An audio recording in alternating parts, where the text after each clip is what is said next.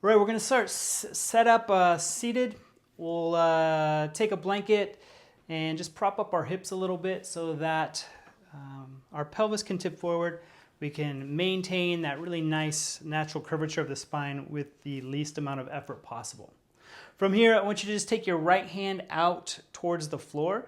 If it can't touch the floor, you can always use a block or a book or something, and then gently lean your left ear towards your left shoulder. Other way. Yep. And so what we're looking for is just a really nice stretch through here. Think of applying more reach and pressure through your arm versus trying to push your ear to your neck. Nice and slow, bring the head back to center and switch sides. Take your left hand out beside you. If you don't have a block, that's fine. You can just go fingertips. Try reaching away, really driving this activation forcefully through the arm, so you're squeezing it, and then the head leans towards the right shoulder. And just notice where it's showing up for you. Try to breathe into that space, try to open that space.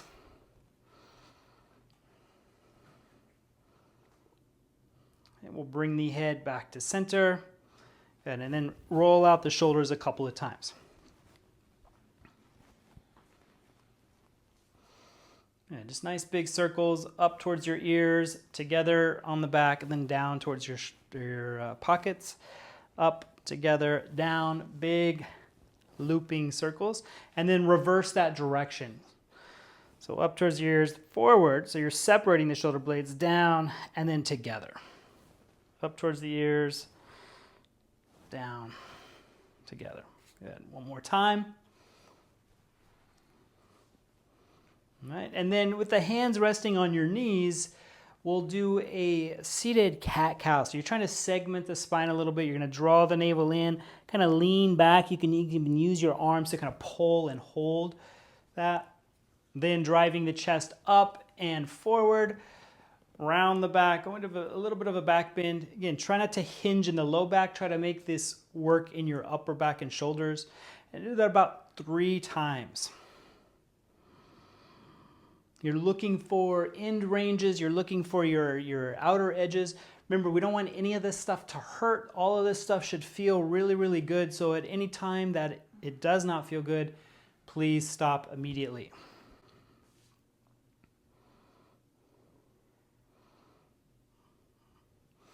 All right. After this last round, we're going to change positions. We're going to come into all fours, hands and knees. And if you need a little padding, you can use your blanket under the knees. Otherwise, the mat is just fine. From the all fours position, we're going to find a flat back. So try to pull the belly button in. Really look for lengthening from the very crown of the head to the sit bones. So the sit bones are reaching to the back of the mat. The crown of the head's working in the front of the mat. You're broadening your collarbones. It's almost like you're pulling your hands back on the mat, like scrubbing them back, which is going to actively work this pose. Now from here, I want you to squeeze the shoulder blades together like you're pinching something between them, and then separate them apart.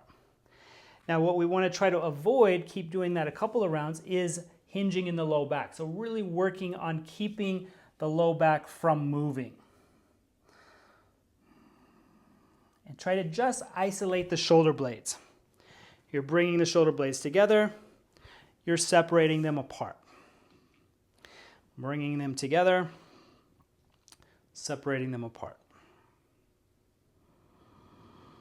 Try to allow the breath to move strictly through the nose and try to allow the breath to be elongated. So you're drawing it out. There's effort in the breath. We'll do 2 more rounds of this.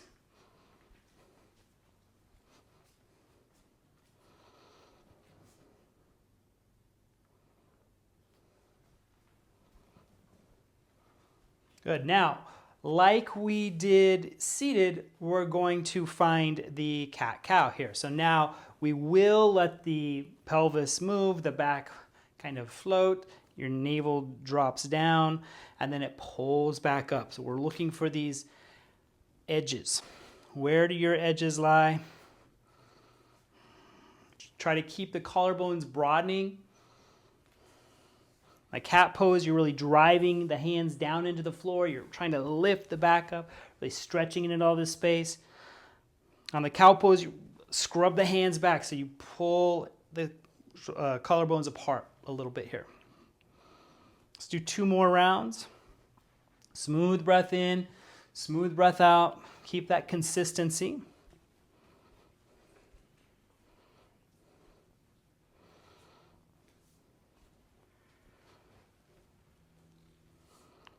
Good. And then find neutral spine and shift back into an extended child's pose. So extended child's pose just means our elbows are not touching the ground. We're pushing the hands into the floor. There's work here. If the head is way off the mat, you could always bring a block in and rest the forehead on a block or another object you've got around the house, just something to prop you up. Because we want this to remain really long through your spine, and our focus will be here on the shoulders. I want you to turn your hands so the pinky finger resides down and the palms are kind of facing in towards each other. So you're in this extended child's pose position, and you're just going to rotate the hands, pinky finger down like you're chopping the mat. Now keep all the work, the engagement through the arms, and then I'd like you to try to lift this right hand just an inch or 2 off the mat. Just kind of find your end range and set it down. Now we want to try to do that without moving any of the rest of us. Left arm, lift, set it down. Right arm, lift, set it down. So if you're rolling your rib cage or modifying in some other part of the body, we are avoiding the space that this posture, this pose is working, and that's the shoulders. Now you don't have to lift them very high. You're just alternating the lift from side to side. Really, if you're experiencing sharp shooting pain, if you're experiencing discomfort, modify it accordingly. Make it smaller. If you feel it, it's working. So just kind of trust in that. We'll do 1 more round.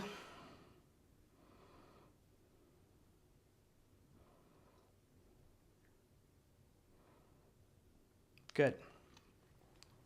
Now, come back to all fours. Plant the hands, shift up. Find that all fours position. Reach your right arm in front of you. Palm comes in. And you're working on really extending and reaching through here. We're trying to get this arm to extend straight out of the shoulders. If it ends up being out to the side, for now, that's okay, but consciously work at bringing it kind of so the biceps next to the ear. Hey, if you want to add on, you can reach the left leg straight back. Possibly lift it. Here, also, again, try not to collapse in the low back. Try to really keep yourself drawing the navel in. You're forcefully working to the best of your ability.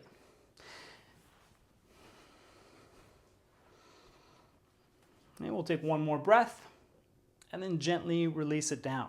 Second side, so left arm's going to reach out. If you need to modify or shimmy or move before you extend it out, that's fine. Once you've reached it forward, then just make those little adjustments. If you can bring the arm so the biceps in a little closer to the ear, that's fine. If that bothers it, taking it out further from the ear is going to create a little space. So find the happy medium. Right leg's going to reach back. You're going to lift the right leg, perhaps. Remember, if adding on doesn't make sense, just stay in the previous position.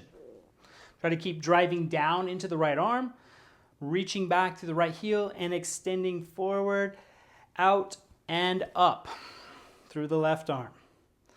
Now, can you do this without gritting the teeth or biting the lip or furrowing the brow? Try to keep the breath smoothly operating through the nose. Take 1 more inhale and release it down. Excellent job. Just take a couple of shoulder rolls like we did seated. Any organic movement that makes sense, do that. And then we're going to come into a standing position.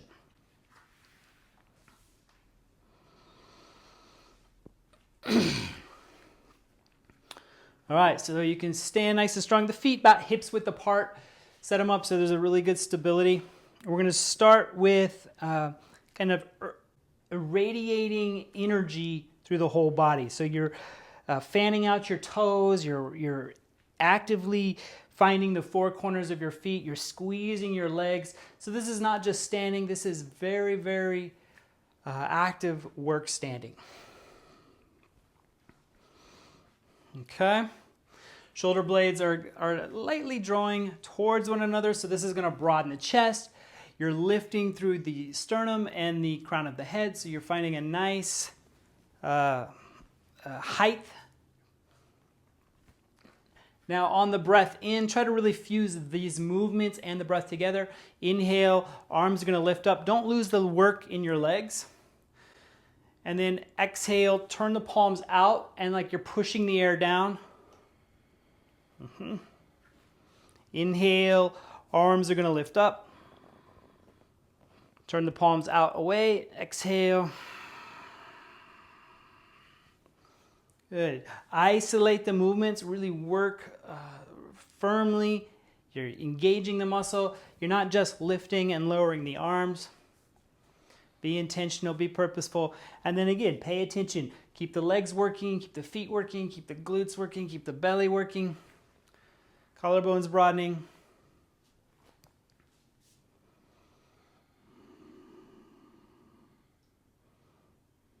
Good. We'll do one more lift, one more lower.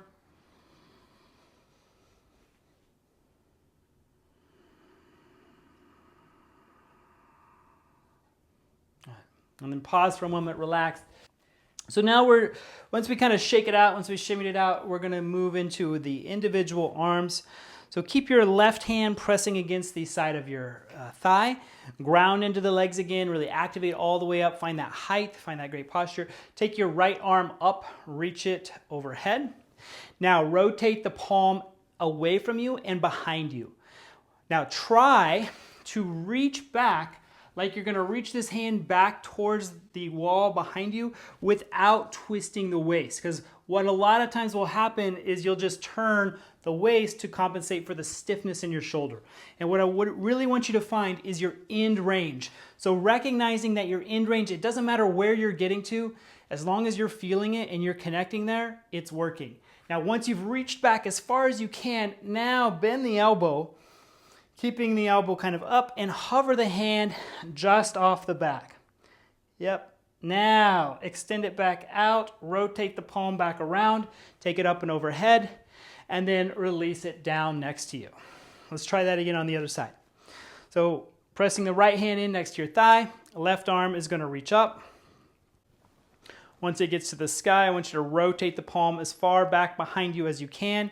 Reach back like you're trying to touch the wall behind you without, again, spinning your rib cage. So really trying to keep yourself facing forward.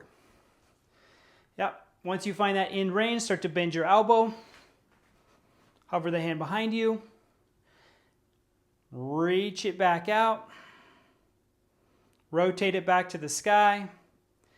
And release it down next to you. Okay, well, let's do that one more time.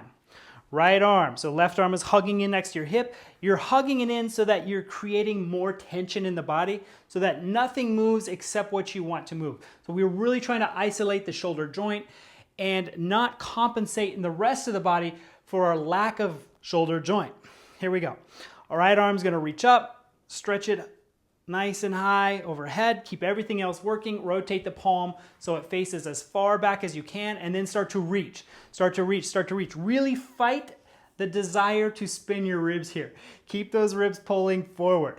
Now bend the elbow, start to bring it down, hover it off the low back or off the glutes. Reach it back out beside you, rotate the palm back to the sky, bring it all the way up, and release next to the thigh. Last one. Here we go. These are really sneaky, so be careful with them and practice them often. Here we go. Left arm lifted up. Once it gets to the ceiling, pause there, make sure everything else is working, rotate the palm away from you, reach back like you're trying to touch the wall behind you, but don't spin your ribs. Keep those ribs in. Also keep them hugging down, bend the elbow, hover the hand off the low back. Try not to compensate in the rest of the body, just working the shoulder capsule. Now release the arm back out, rotate the palm around, it reaches to the sky, and release it down.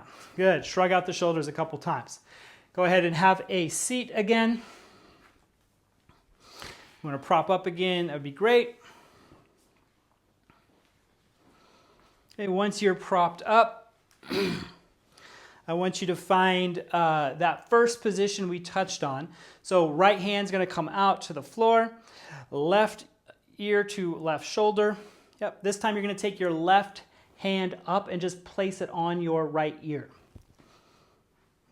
And we're doing this to apply a little bit of traction here, but please, please, please be careful, be gentle, be patient.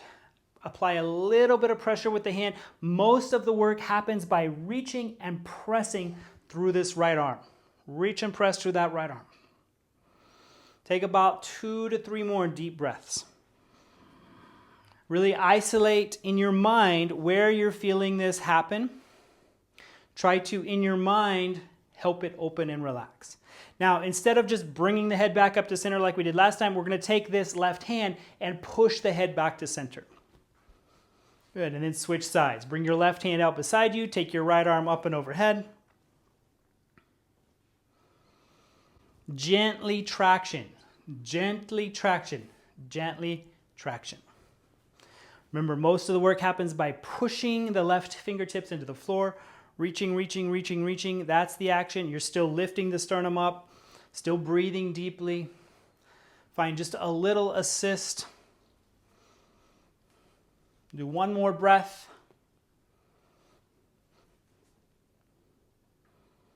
And then push the head back to center. You do this so that the neck doesn't have to work to pull the head back to center. When the head comes back to center, bring both arms down beside you, reach both arms to the floor, and then let the chin come to the chest, and then let the chin move to the sky.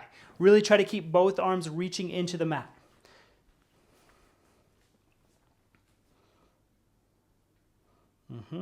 Try to keep your shoulder blades coming together on your back a little bit. Yep. Lift your sternum up a little bit. Yep. One more round like that.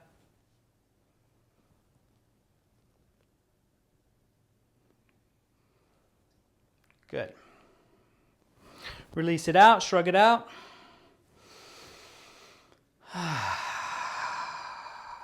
And you're done. You could move into a meditation at this point, maybe sit for 3 to 5 minutes and just kind of enjoy some of that openness you created. Or perhaps you use this to prepare you to do something a little bit more vigorous. Be well.